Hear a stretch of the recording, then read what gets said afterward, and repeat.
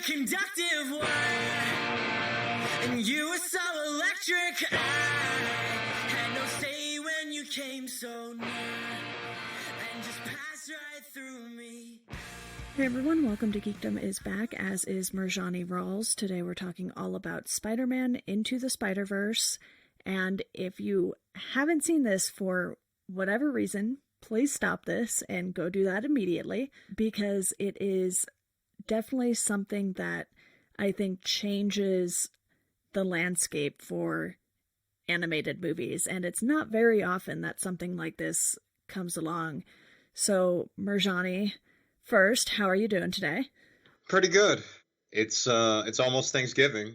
Well, I think by the time like people hear this, you would have already eaten. You would already had your Thanksgiving and do sleep or nap, and you've probably already got your Black Friday shopping on. But Yes. I'm good.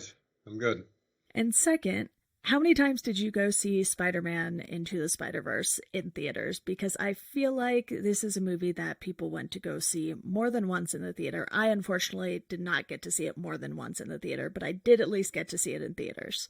Oh, I'm not even gonna lie to you. I've seen it. I saw it only once. Okay. I watched it a bunch when it was on Netflix, and then when it came out to like digital and DVD, like I watched it a bunch then. But when I went to go see it in my AMC, it was pretty packed. So, Yeah. like this movie really caught on with people here in New Jersey. But Yeah, I think I just went to see it at an odd time. Like they had a 5 o'clock showing on Thursday or something. So not quite everyone was off of work and able to get to the theater just yet. So my showing wasn't actually that full, but I think the 7:30 showing was packed after that. So I kind of went at a good time because I got the Spider-Verse cards that they were handing out at AMC, and they hadn't run out yet, so that's always a plus to get the little fun promo materials. But this movie has so much to talk about, so I want to jump right in and talk about the stacked cast, because I was blown away by how many recognizable names they got for this. And obviously you have Shameik Moore as Miles Morales, and he's not necessarily super well known. He's been in a few things. He was in Dope, The Get Down. So he was sort of hitting his stride when he got into the Spider-Verse. And then obviously there is going to be a sequel on the way, which we'll talk about a little more later. But in addition to Shameik, you have Jake Johnson, Haley Steinfeld, Mahershala Ali, Brian Tyree Henry, Lily Tomlin, Luna Lauren Velez, Zoe Kravitz, John Mulaney, Kimiko Glenn, Nicolas Cage, Kathryn Hahn, Liev Schreiber, and Chris Pine. And, that is just such a long list of names that people will probably recognize from various things. Maybe some aren't as recognizable, but I think for the most part, anyone who is watching this movie, at least for the adults, they'll be like, oh yeah, I recognize Nicolas Cage's voice anywhere. well, like for instance, like for like Liev Schreiber when he's like voicing Kingpin, like I know it's kind of hard in kind of animated movies to kind of convey or embody like a character like that, and he totally did that. Like Yeah. Kathryn Hahn when he kind of flipped it on his head, and Doc Ock is like Olivia Octavius. Yeah. Thought that was pretty cool. And especially like just like the interactions between Miles and Jefferson, his dad, like little things like that. Like the one thing that's good about Spider-Verse is basically the details and kind of like the inflection of everybody's voices and how they get into the character, kind of joined with how awesome the animation is, and it works. It's a movie that kind of just works on all cylinders. Yeah, plus the small details between Peter Parker, played by Chris Pine, who dies at the beginning, and Peter B. Parker, voiced by Jake Johnson, who comes into the picture, and, he's like, oh, this Peter had blonde hair, and, didn't have a beer gut or anything like that. So you have just these details at such a small, minute level that make the experience what it is. And, I think this was probably my favorite movie of 2018, if not close up there. I know I did a film episode covering a lot of the 2018 movies, so I'll link to that in this as well. But I was just so impressed with how this cast meshed together too, because one of the things I was worried about is that they were going to put so many characters in this to where it would be very hard for them to make them all fit.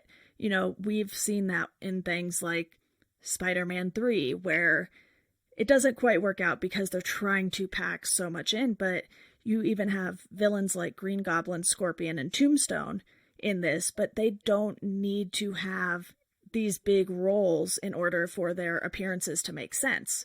You know, they're all working in conjunction with Kingpin. So I think they just really pulled off the balance of the characters really well throughout this too. Well, like, for instance, take a look at Spider-Man 3. So you had this central storyline between Peter Parker and Mary Jane Watson. Okay, so you had Mary Jane kind of, her luck is running down, and then Peter's is going up. And Peter is so, I guess, nonchalant and basically stuck up about his own thing that he ignores Mary Jane. So you kind of interweave Sandman and then kind of like Green Goblin, or the new Green Goblin, in there. But then they kind of just threw Venom in there. Just kind of threw him in there. And like, that didn't work. And then you had the Amazing Spider-Man 2, where, again, you had a love story that kind of worked with, you know, Gwen Stacy and Peter Parker that you've already went into in the last movie. And then you try to throw the Sinister Six in there. So, like, it was, like, too much too soon. But with the good thing about this is the central character is Miles Morales. And then there's, like, a secondary thing with Peter Parker.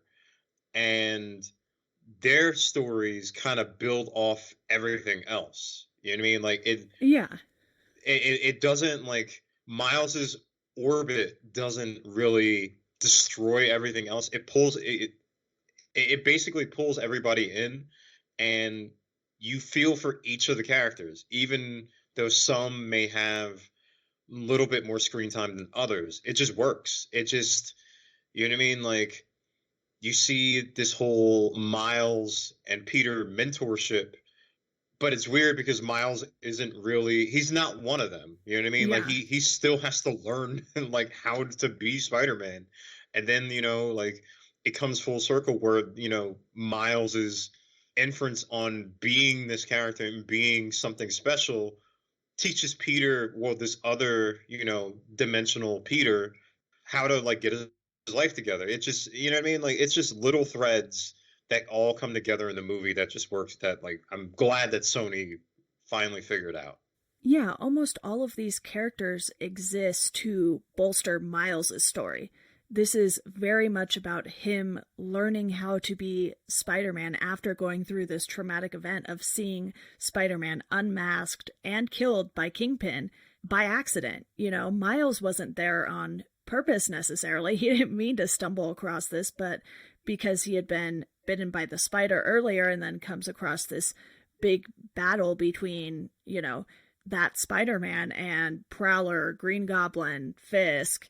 You just have so many moving pieces, and all of them come together, the heroes and the villains, to give you a story about Miles, about him learning the ropes. And, you know, you have funny moments that go along with that when he's trying to learn how to use the web slingers, the web shooters, and Peter B. Parker's kind of just like, you got to do this. You got to aim with your hips and you will get it. He's not very good at teaching Miles, which I think makes it all that more triumphant in the end for Miles, that, you know, he's really only had 2 days to figure this out. And it's more about him believing in himself than anything else that Peter B. Parker or Gwen Stacy could show him.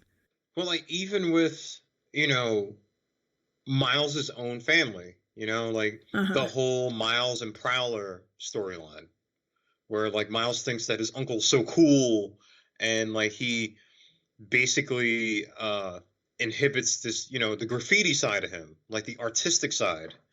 And then he, like, finds out that, you know, like, his uncle's not really who he thinks he is. Like, Miles throughout this movie is not only finding more about himself, but he's redefining on like, his moral compass and like, all right, well, maybe I'm not ready yet, but I have to step up. And it's just, especially, like when I went at a like, they had like the special Saturday screening, Right. and it was packed. It was sold out just to see kind of like a hero who is both half Puerto Rican and half African American, and the fact that like they live in Brooklyn, and seeing their whole background is inspiring. You know what I mean? Like Yeah. even from like little kids, like it's all like to see that kind of representation there, and to see who he becomes, and not necessarily always be Peter Parker.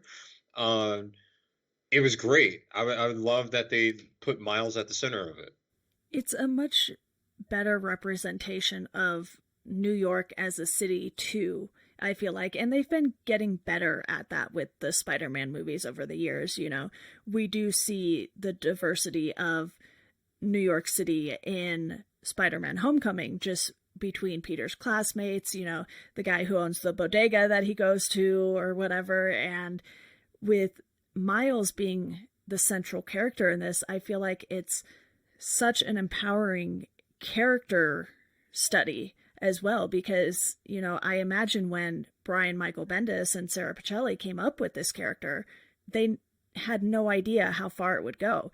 And to then see this character on the screen and have this character mean so much to so many people, it's just a very exciting thing that Sony has done. And as we all know, Sony has had some highs and lows within the Spider-Man universe in general, and this movie does such a good job of hitting the highs and lows of the emotional spectrum for Miles. It's not all about him having a blast learning how to be Spider-Man. He feels betrayed when he finds out who his uncle is, and it just breaks his heart, and you can see that. And then when Prowler dies, it's even more heartbreaking because Miles wanted to be able to save him. You could tell. That's why he took his mask off. Not only because he didn't want to die by the hands of his uncle, but because he thought he could bring him back. Yeah, I mean, like of course you have, Gwen Stacy and Penny Parker too. I love that there are two women, or like two ladies also in the cast as well. Yeah.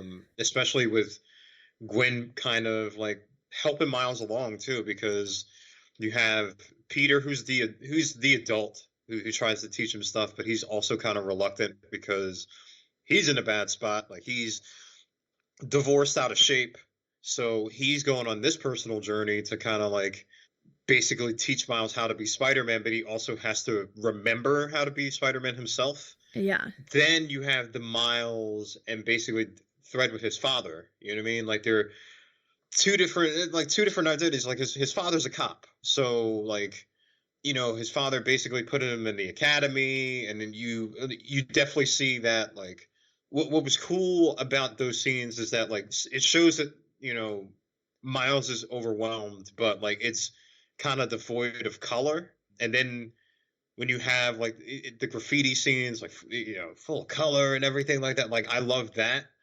But as the movie went on, and Miles has the Spider-Man character, it's weird because as he's going through stuff, and especially like the scene where Miles' dad is outside his door, and he's I see the spark in you. They start to get closer together as Miles realizes who he is, which I also thought was a great writing wrinkle there. You know what I mean? Like, Yeah. embrace who you are, and you basically find a common thread, or you become closer to the people that you care about. Right. I want to talk a little about the story because we have, yet again, more origin stories coming into place here, because all of the heroes go through their origin stories, and even at the beginning it's like, okay, one last time, and they make a jab at the dancing scene in Spider-Man 3, which I think livens up the origin story. Yeah, I love that it's so meta. Yeah, yeah, and they keep it nice and short. It's this quick scene or quick montage at the beginning with Chris Pine's Peter Parker, and then we see Miles's origin, throughout the movie. And as someone who is kind of tired of origin stories, I think this one is different because it's a new iteration of Spider-Man, and it's one we haven't seen on the screen up until this point, aside from some of the animated TV shows, which take a different twist on it. Marvel's Spider-Man, which is on Disney XD right now, has a very different method of telling the stories of Peter and Miles because they're the same age, which, as we know from the comics and this movie, is not the case. But then you have the quick origins of Penny Parker, Spider-Man Noir, Spider-Ham, Spider-Gwen, who is known as Spider-Woman on her world, and even Peter B. Parker, we get this quick montage of everything he's been going through, and I think that's effective because they don't waste time on it. They just, get to the point, and you're good. You don't need any more. You're going to learn about these characters as they fight these villains. Yeah, I think that especially the funny way that they do it, they're poking fun at, Spider-Man 3 and basically Venom-infused Peter Parker, Spider-Man 2, all the scenes, and Uncle Ben, they're basically, you've seen this Uncle Ben, killing or story a million times before. I think that with that and basically every origin of basically Spider-Man Noir and kind of introducing them that way was really, really effective and really showed everybody's different personality from where they were coming from in the Spider-Verse. Story-wise, I feel like they just really knocked this out of the park for an origin because it gives you everything you need. Miles is learning along the way, and they aren't lingering too long on it. I think even though that this was a 2-hour movie, which is actually pretty long for an animated movie, I've been going back and watching things like Toy Story and some of the other Pixar movies, and, those are closer to an hour and a half, hour and 40 minutes tops maybe, just because of the process for animation taking so long in general. But the fact that they took their time with this story, it was so well paced, and it did not feel like a 2-hour story pretty much. And I think that's what makes it work so well. You don't feel the length of time. It's when you get movies where you're like, okay, when is this going to end? How much time do we have left? When you start to get in trouble with your story, because that means people are getting bored and wanting you to hurry the story along to get to a certain point. But even rewatching this, I was so impressed with how quickly it went by. I was like, that was 2 hours? I mean, maybe a little longer because I paused it here and there, but still, it did not feel that long. And in my book, that's always a plus. Yeah, it's basically the commonplace in the movies now where everything kind of runs on the long side. If you hear that a movie has a 2.5-hour runtime, that's kind of like the norm. You know what I mean? Star Wars, The Rise of Skywalker is going to be the longest Star Wars movie ever. It Chapter 2 was almost 3 hours. The Irishman that comes out tomorrow is going to be 3.5 hours. You know what I mean? So at least you can pause The Irishman. Yeah, you can pause that. But so for a movie like this that has so many characters and they don't get lost, they all have a place, especially with Kingpin and his story of the Collider and basically trying to get his wife back, and kind of having that thread go through. And with all the Spider-Man is a triumph because it could have easily got messy. This could have been the third Spider-Man movie that Sony has done where it just kind of unravels because you're trying to interject too many characters and too many plots. But when you have a central character like Miles Morales and it's easy to kind of build around him. Do you know what I mean? They could have easily went with regular Peter Parker, but I'm so glad that they didn't. They went with the one that had to be redeemed. And you know what I mean? It's choices like that that makes Into the Spider-Verse really work. And scenes Miles learning to use the web the first time with What's Up Danger playing. That's one of the greatest, to me, I think that's one of the greatest, not only animated scenes, but one of the greatest superhero scenes of all time. It's up there for me with, Wonder Woman No Man's Land, or Man of Steel, the first time he like learns to fly. I know I'm naming all DC movies, but this is just off the That's top of my okay. head, I'm pretty sure. Like, but yeah, it's things like that, like scenes like that. It's like the moment where Iron Man is building the suit in the cave. Yeah, It's just iconic moments like that. And the fact that the accompanying soundtrack really sticks with you makes those moments even better. And, I do want to touch on the storyline with Kingpin, because I think after having watched the Netflix Daredevil show, I really do like the idea of following that up pretty much with this storyline of him trying to get Vanessa and his kid back. Even if they are from a different dimension, you can tell that he has been through so much emotionally. And don't get me wrong, he's still a horrible, horrible person, but you understand his reasoning behind doing what he's doing, even though it is detrimental to so many other people and it's so selfish of him to do that. There is this connection that I think works really well with Kingpin as far as his family goes. Like when I was watching that, who it reminded me of? Mr. Freeze. It Yes. reminded me of Mr. Freeze, and basically like, his wife having this basically incurable disease, and he freezes her, and he's trying to find, the cure for her, but he's trying to kill Batman, and there's a lot of collateral damage. He's kind of like the sympathetic antagonist. Like, you get why, and it's also with maybe Killmonger and Thanos. Like, they're horrible. Like, Thanos tried to commit genocide, and Killmonger as well. But like, they're I would guess their reasoning is, you're like, I guess I kind of get it. I wish you didn't try to kill half the Millions. universe or millions and billions of people to get to that. But I understand like why you're trying to, I guess, do what you're trying to do, or the ends trying to get to the means. And like Kingpin, again, like you said, like he's horrible. Like this dude's a crime lord, and I don't know, but I see what I see what you're saying there. Like he's trying to get the thing that means most to him back, and but unfortunately it means like that dimensions dying and people dying. So Yeah.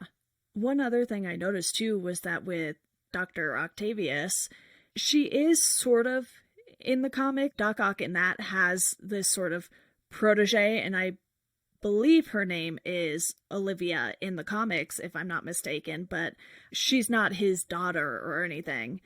I'm pretty sure. Not 100% sure on that, but I know she's basically his. she's Carol Trainer, I think, in the comic. She might be Lady Octopus. Okay.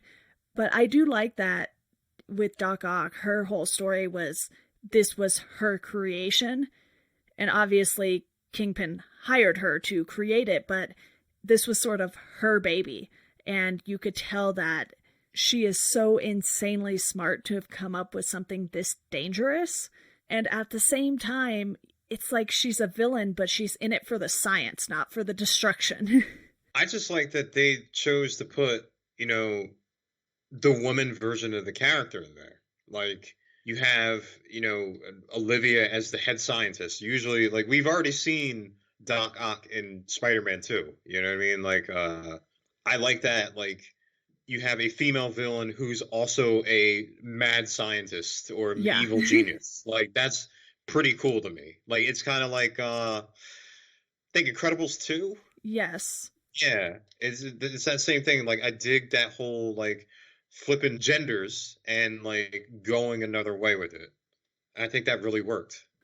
Yeah, and the stories that they gave these characters, and we don't really get any story from Green Goblin, Scorpion, or Tombstone, but we don't need it. Green Goblin is this massive, massive beast who probably is in a way like the Hulk before he becomes Professor Hulk, because We've got 4 movies of that. yeah. Like, you know what I mean? Like 4 movies. Like, it leaked into the reboot.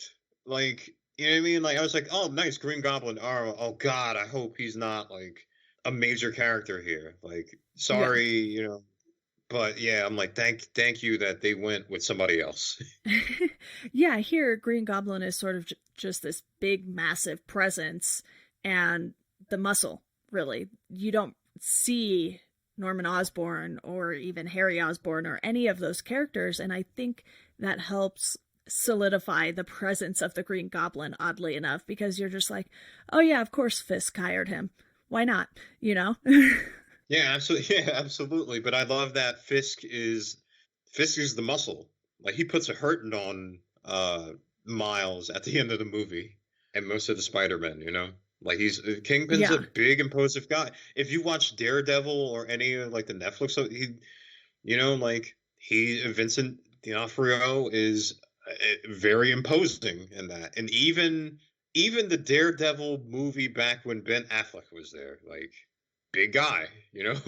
For sure. And just the way that they had all of these stories intertwine worked really nicely because you don't necessarily know right off the bat that there's a connection between Doc Ock and Kingpin until Kingpin shows up at Alchemax when they're getting ready to steal information off of Olivia's computer. And you have this moment where Miles is like, uh-oh, he's like, I think we're in over our heads. And you have Peter B. Parker and Doc Ock going at each other while Miles turns invisible and is just carrying this giant computer around, and he bumps into Gwen Stacy, who somehow got there earlier than everyone else. She came to the dimension and went back in time a week, which is how we get that interaction with her. And they don't totally explain that, but I'm willing to let it slide because I think what they're doing with Gwen Stacy and Miles Morales is good enough for me to just kind of let that slide a little. And plus, these are alternate dimensions. We don't really know what's going on with this machine completely because it is so insanely huge and destructive that maybe time travel is possible with it too. Well, I mean, she's kind of always been there. Like she was in Miles, happens to be in Miles' in his class. If she's Gwenda, you know what I mean? Like she takes that alias there. That was okay with me. I'm glad that they didn't make Miles and Gwen Stacy like love interest. I like that they kept them as friends. Maybe they end up doing that, down the road. But like I like that like they let Gwen Stacy kind of like be more of like a I don't want to say big sister, but like more like a mentor to him to kind of teach him how to be Spider-Man. Yeah. And like with Miles's personal journey to be Spider-Man, he kind of had to let go. Like he had to like he's so like in the beginning of the movie, he's so kind of like tight and like nervous and what I mean, like even with them escaping out of Alchemex and stuff like that, it's basically like on the job training, right? So even then he's kind of iffy, and I really like that they showed that Miles is struggling, and then there comes a point where like they had like in his room was like I forgot what does Peter say, like the Venom punch is something like do that on command and something like Yeah. that, and he couldn't do it. Right. And like he asked him, and he basically was like, when would I know I'm ready? And then Peter says the line, it's just a leap of faith, like that's all it is. So basically being a hero, like the story, being a hero is just like letting go and like kind of like accepting that there is going to be fear, there is going to be um basically danger and things like that, pun intended. But you know, Miles had to let go and just kind of be himself. And I like that. I like the fact that like I didn't like it was really sad when Prowler died. You know what I mean? But it showed you Mm-hmm. that like Miles had to step up because like, dude, this is gonna affect your family. You know what I mean? Yeah. Like Yeah. you just lost a family member because of, him going the other way and being in the force for fifths. So It's literally this life or death situation for millions of people in New York City, not just Brooklyn. So he knows that he has the power to do something about it. He just has to figure out how to hone that power very quickly, which he does. And I'm not even mad about how quickly it happens, because you could see him trying over and over again earlier in the film. And then he just starts to believe in himself, and it comes a lot easier in that moment. And he has this style that, you know, Peter never really had necessarily. And I really love how well that shows through in the animation. And do you have anything else that you want to discuss about the story? Because I definitely want to talk about the animation style for this. I mean, like, obviously, like, this is one of the best stories that I've seen in, like I said, in superhero movies. Like, it was like, other than Homecoming, and then like you had Spider-Man Far From Home this year, obviously, and maybe Bumblebee, which I was really high on, which, like, unfortunately a lot of people didn't see last year, which I was kind of sad on. I really dug it. I've seen it more than once. Usually I don't really like, it's hard for me to like watch movies more than, like, I think I've seen Civil War more than once, Winter Soldier more than once. Like, I've obviously seen DC movies more than once, but like this movie I could really just watch and be like, all right, man, like, this is what I love this scene. Like I said, like watching like the What's Up Danger scene, you get goosebumps, you know? Like, it's just like, wow. Like, they've really pulled that off. Yeah, and going to the animation style, just what they accomplished with that is amazing as well, because you have Penny Parker, who is done more in this anime style. You have Spider-Man Noir, who lives in this black and white world because he's from the 30s, and the way they were able to blend all of these characters together. And obviously you have Spider-Ham, who is so drastically different from everyone else because he's literally a pig. They definitely take sort of that Looney Tunes kind of Porky Pig route with his character, and he even says the line, "That's all, folks," at the end. And they're like, can you do that? Can you legally say that? It's just, they're having so much fun with it while setting the bar so high for animation movies. And they're doing something so drastically different that it's instantly impressive. And this is a true comic book movie in the sense that you're getting, you know, the pow and bang popping up on the screen, and the way they show the spider sense with just, you know, these squiggly lines coming off of their heads is so fun and so true to what a comic book is. I think that having the characters in these various different styles just gives you this sense that they're all unique individuals. Yeah, I mean, I think that Lord Miller said that, like, they wanted the film to feel like you were like inside a comic book, and it definitely felt like it was that. I remember reading something that said ImageWorks had like something up to 177 animators, which is like the biggest assembled team that they had for film, and it shows because Yeah. every little single detail, from, you know, the glass lifting off Miles's like fingers, and like the Spidey sense, and like even the scenes with the collider, with all the with the colors and everything like that, like the textures and everything felt so crazy. Mm-hmm. The motion blur, like, it literally was like me basically going inside a comic book, like I'm like in Nightmare on Elm Street, but not dying or anything like that, and basically watching what was going on. You know what I mean? Like, even even New York, it felt like you were walking around New York. Like, it was crazy. You know, like, Yeah. not Miles drawing his room, that felt like unique.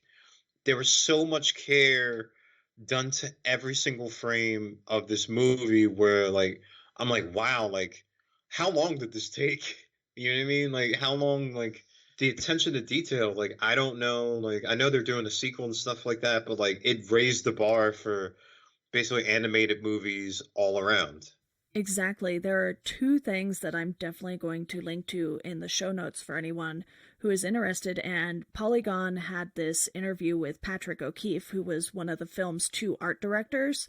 And it's all about how the unique art style meant they kind of had to make 5 movies just to get to this one finished product. And the other thing I'm going to link to is the art of the movie book, which I bought. I haven't read through it, but I flipped through it, and just the concept art and diving into all of the things that went into making this movie what it is.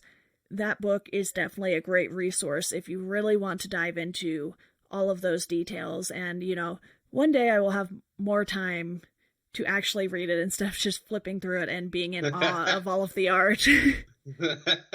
I was walking through a Barnes and Noble one yesterday, and I saw it, and I was like, "Should I buy?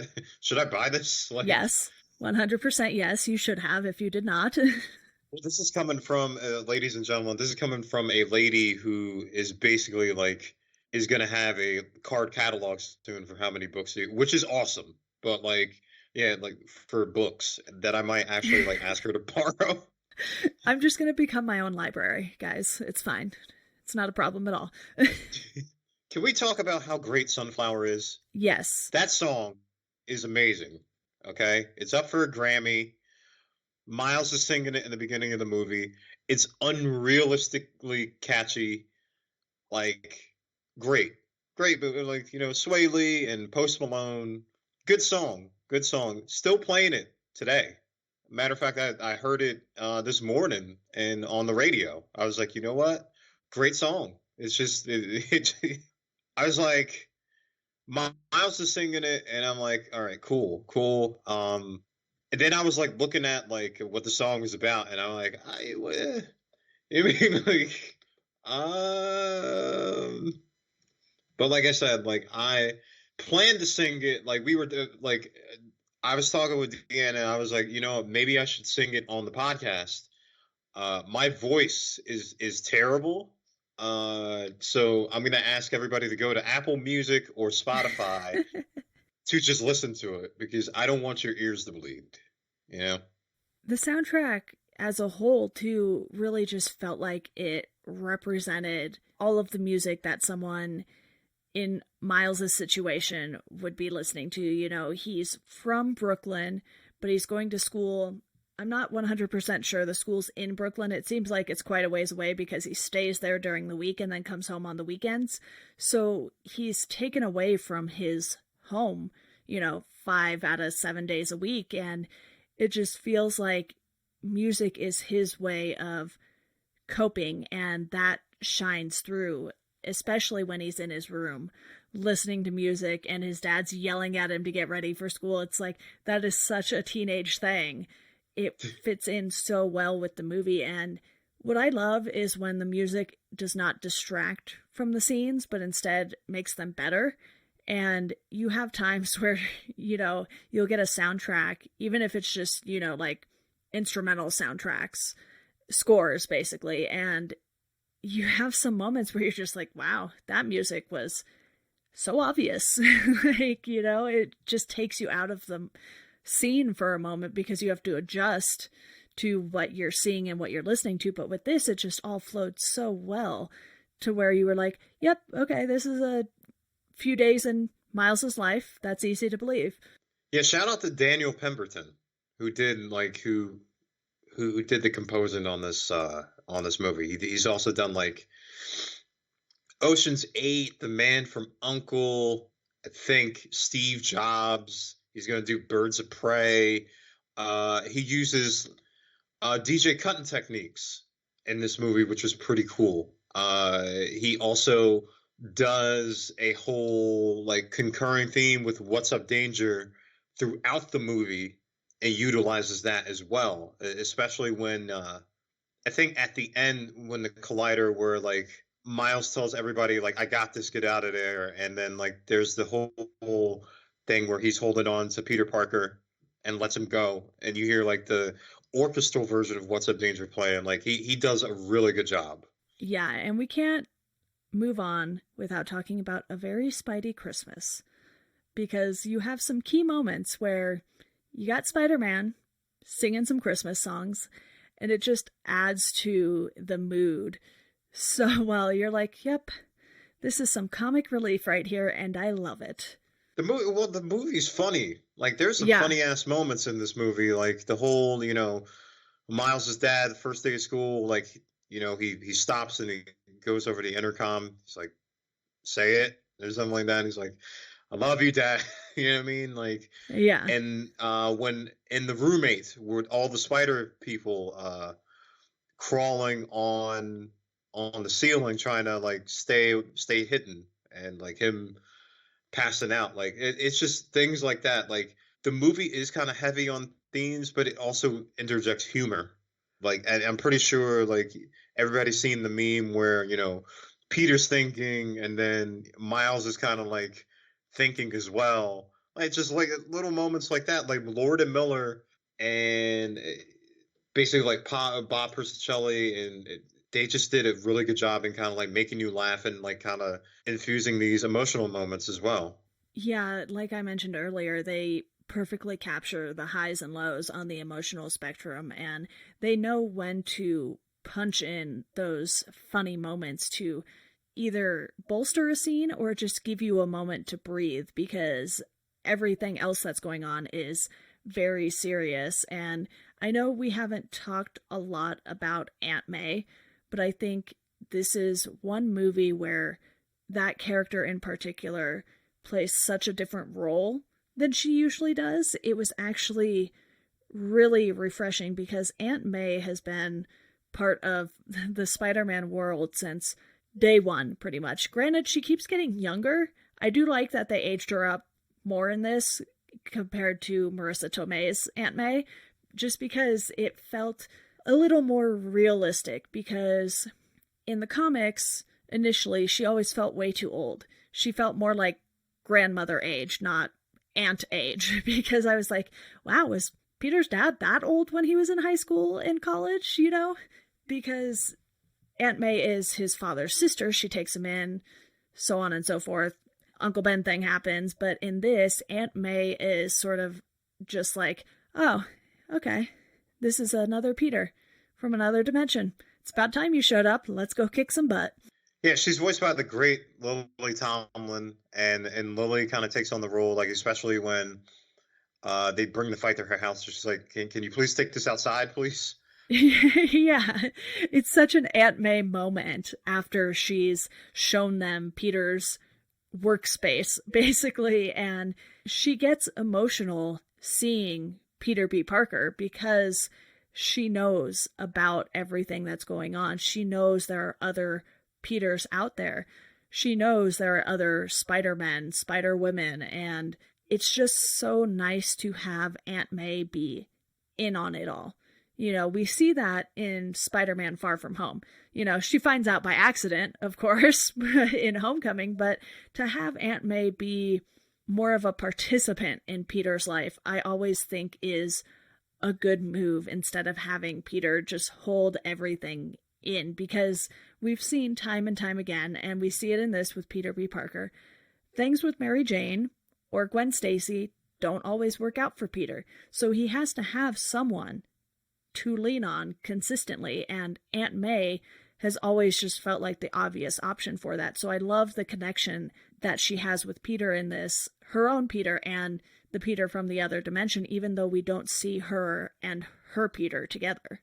Well, yeah, like it just says that the character of Aunt May is basically like uniform, and she's like a connecting thread to not only that Peter, but the other people. If you're not going to have the younger blonde hair Peter, who's kind of like this heroic, like do-gooder, like all-encompassing Spider-Man, it's good to have Aunt May, who basically knows everything. She knows about the gadgets. You know what I mean? She has the place where like all the Spidey suits, and she even gives Miles like the web slingers. You know what I mean? Like, she's like, you know what I mean? Like, make sure these fit. You need an Alfred type character, like you need like somebody who like knows a little bit of everything to help the heroes along. And I like that they use Lily Tomlin's version of Aunt May to be that.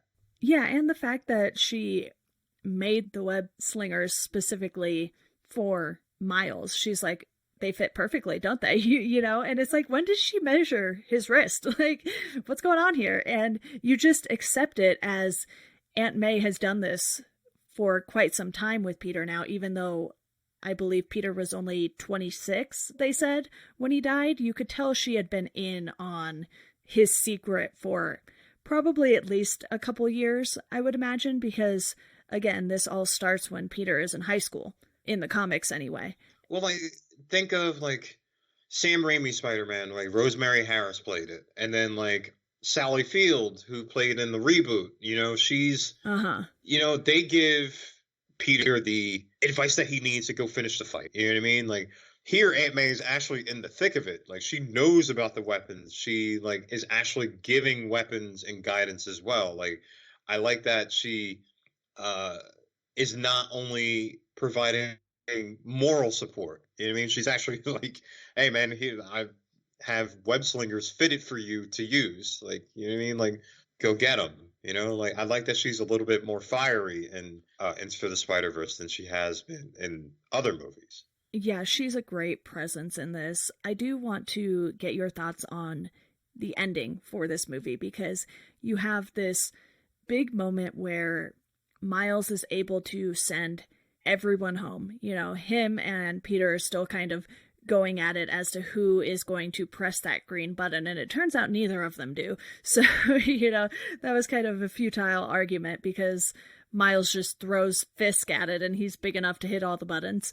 So that was another funny moment. But after that, you have, Miles dealing with all of these new friends that he made being gone. But then you get that final moment where Gwen calls out to him. And I just think it sets up a sequel so well without necessarily needing to lead right into a sequel, if that makes sense. From what they had in development, they're going to do an Enter the Spider-Verse 2, and I think an all-female version of Spider-Verse. I like that it's open-ended, because you can do that, and you could either bring the animated versions into the live-action films. So, like, I think there was a plan at point, maybe because of time constraints, that Tom Holland was actually supposed to be involved in this. I think that you could, because of the success of this one and the fact that there's still more, Spider-Man's rogues gallery is so vast. It's only like, it's just like Batman's. You can go into so much detail. You can go back into the Spider-Verse, and I think that maybe they are kind of like laying groundwork for that. You've seen that kind of touched on a little bit in Endgame. I don't know if Marvel and Sony are going to keep on doing their thing, but they are for the time being. From what I hear, like, they're doing WandaVision leading into like the multiverse thing with Doctor Strange, and maybe Spider-Man is involved in that. But there's so many possibilities that they can do if Sony doesn't screw it up. I think that Sony's kind of sees what the potential they have, especially with Feige, kind of steering the wheel a little bit, and maybe they see like, hey, you know what, we can build on this. We can do like small animated stuff. Like, you can do like a Spider-Pig short. I think they've done. You can do a Spider-Man Noir short. You can do maybe a Miles and Gwen Stacy movie. You can do just a movie about like Peter B. Parker and like him get his life back together, because he goes home. Yeah. And assumingly, like, patches things up with that version of Mary Jane Watson. There's so much stuff you can do. And I like that they ended it kind of like to be continued. Yeah, and the way they ended it, in the comics, Gwen and Miles travel between dimensions all the time to help each other out. They're kind of dating in one of the comic book runs, and it's just such a fun story with the two of them that I could definitely see them going that route and doing a Gwen and Miles movie after the sequel. And there are so many possibilities that, honestly, I think I'm more excited about an animated universe for Miles than I am about the live action stuff that Sony's doing. I know you and I have texted many a time about Jared Leto's Morbius, and, it seems like the animation division has a lot more figured out as far as developing characters. It seems like live action, they might do a lot of one-offs. Well, here's the thing. When I do that to you, I'm usually trolling because I know how you Yes. love Jared Leto. They're gonna the elephant in the room is that the Venom and Spider-Man are gonna meet up, and I think that like with Sony developing their own universe, Spider-Man is gonna be more of a specter and kind of be more involved in the background. Like there's, with the new deal, they said there are gonna be kind of loose threads where they can Yeah. influence the MCU, which is pretty cool. I hope that they build on it, especially with like fans hating that like Tom Holland couldn't be in the MCU, and he's a great Spider-Man. But yeah, like I'm very interested and intrigued to see where this goes, where this partnership goes, how they kind of wrap up, Spider-Man 3 and that saga. Yeah. Where they even go, where they go with the animated version. I'm I guess I'm equally as interested to see like the animated stuff and the live action stuff. You know what I mean? Yeah. Especially with the big reveal that happened with Spider-Man Far From Home, and where that's going to go. But I hope they really build on Miles' story because it brought in a whole new audience of people, like people of color, women, like to see that it can be all inclusive. It's just not like because we're always used to just seeing Peter Parker, Peter Parker, Peter Parker, Peter Yeah. Parker, and now we get to see that there's many versions of Spider-Man, which is always a good thing. Yeah, and it's not a knock against Peter Parker. He's had way more backstory, so, there's a lot to tell with that character, but at the same time, in 2019, or in this case, 2018, you just want to see more than just Peter Parker. Maybe we'll get Jessica Drew at some point as Spider-Woman, either in live action or the animated series, and she comes in and does her thing, which is very impressive if you've read the comics for Spider-Woman. But we cannot leave without talking about the post-credit scene. Did you stick around for that when you watched it? I did not know there was one. Okay. But I did see, but I did see it afterwards. Yes, I thought it was funny. Like basically the pointing meme of Spider-Man 2099 into 1967 Spider-Man. Yeah. Thought it was really funny. And you have Oscar Isaac voicing Miguel O'Hara, who is Spider-Man 2099. So they introduced this character at the very last minute, and you're like, oh, where is this going to go? Is there going to be a moment where they travel into the future and we get Spider-Man 2099, or he comes to the past, or, what's going to happen to have this character be a part of the universe and not just have him around for the funny meme moment at the end? Because I can't imagine you get Oscar Isaac to voice that character if that's all it's going to be. Oh, he'll be back. Post-credit scenes always mean something with Marvel movies. He'll definitely be back. He'll be around if it's not for his sequel. Like he's definitely going to be involved. For sure. Well, any final thoughts on this, Mirjani? I mean, as long as for the duration it's on Netflix, watch it. It's great. I'm sad that it only made like 375 million, but I'm glad it won an Oscar. You know what I mean? Like there's enough demand critically and from fans to see another one. We need movies like this. So like, yeah, watch the hell out of it. I bought it either on Vudu or iTunes or something when it dropped down to $10, and apparently there's an alternate dimension version, which I was tempted to watch this time, but I was a little time constrained before an episode that I had to record yesterday for Chat Cemetery, so I was like, all right, I'll save that for later. So I think, I'm definitely interested in seeing what that alternate dimension version looks like, and there's commentary with the directors if you buy it, and I think it frequently goes down to $10 on digital. So, hopefully some of you have bought it, and if you haven't, keep an eye out for that. Like I said, I'm going to put the art book in there in the show notes as well, and overall, this is just such a fantastic movie. I could watch this every day, probably, and not get sick of it.